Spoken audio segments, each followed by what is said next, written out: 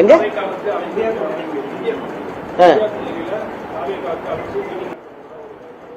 Cashier சொல்றாங்க என்னன்னு தெரியல, அபிஷியல் என்னன்னு தெரியல. நான் இல்ல டிவியில பார்த்தேன், இன்னும் யாருக்குமே அழைப்பு வந்த மாதிரி தெரியல. எல்லாம் கேஷியங்கள் வருது, உங்க டிவியில வருது, அழைக்க போறாங்க, திமுக போகுமா சார், உங்களுக்கு தான் சொல்ல வேண்டிய அவசியம் இல்லையே, எல்லாத்தையும் போட்டு இன்னும் ஒரு 10 வருஷத்துக்கு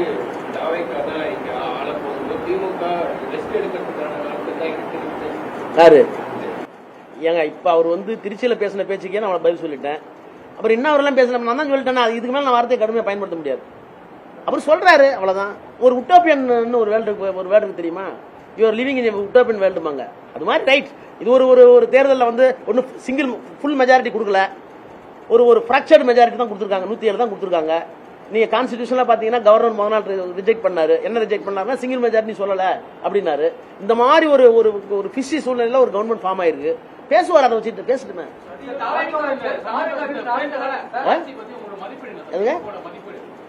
சார் மதிப்பீடு தான் டெய்லி நான் கொடுத்துட்டு இருக்கேன். கொல்ல இன்னைக்கு கூட தூத்துக்குடியில் கனிமொழி தொகுதியில் நடந்து கனிமொழி பேட்டி கொடுத்துருக்காங்க.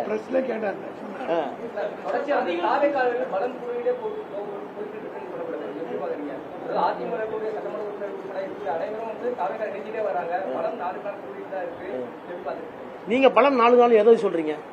எம்எல்ஏ இருங்க சார், நான் என்ன சொல்றேன், ஒரு அதிமுக எம்எல்ஏ தேர்ந்தெடுக்கப்பட்ட எம்எல்ஏ வராரு, அவருக்கு வந்து பெரிய கான்ட்ராக்டர், அவருக்கு வந்து பிசினஸ் இன்ட்ரெஸ்ட் எக்கச்சக்கமா இருக்கு, அரசாங்கத்தினுடைய தயவு இல்லாம ஒரு பிசினஸே ஓடாது, நான் பேர் சொல்ல விரும்பல.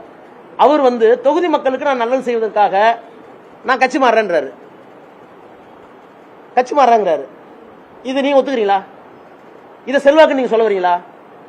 நீங்க சோசியல் மீடியா வலைதளங்களில் பாருங்க, என் பேத்தி சொல்லி ஒன்று போட்டேன், என் பேரை சொல்லி போட்டு வருதா இல்லையா? நீங்க எப்படி 4 நாள் அதிகரித்து சொல்றீங்கன்னு கேக்குறேன்.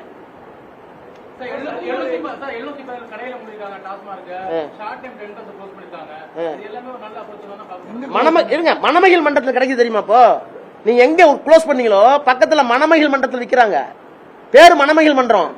அதை எது மகிழ்ச்சிக்கு நிற்கிறாங்க, இதுக்கு பேர் க்ளோஸ் பண்றோம். நாங்க கூட 500 க்ளோஸ் பண்ணோம், நாங்க 500 க்ளோஸ் பண்ணோம், வெப்சைட்ல போட்டோம், வீடியோ எடுத்து போட்டோம். நீங்க போட்டீங்களா? ஆனா பக்கத்துல இருக்க மணமகிழ் விற்கிறது வீடியோ எடுத்து போட்டுருக்காங்களே, உங்க பதில் என்ன?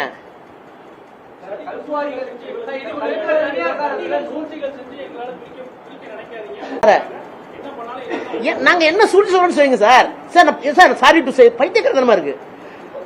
ஏதாவது சூழ்ச்சி செய்கிறாரு, சூழ்ச்சி என்னன்னு சொல்லிட்டு சொல்லுங்க. It is bound and duty of myself to give the answer.